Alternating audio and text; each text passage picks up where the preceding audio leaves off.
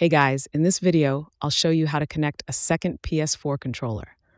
All right, let's begin with the video. First of all, for the second controller, I will use the wired method. You just need to connect the micro USB cable with your PS4 and then connect it to your DualShock 4 controller. After that, press the PlayStation button and you will see that the controller is connected. Now your controller is connected, but the thing is that your first controller is disconnected. So to use both of the controllers, go back to the controller that is disconnected, press the PlayStation button, tap the New User option, select Play as Guest, and don't sign in.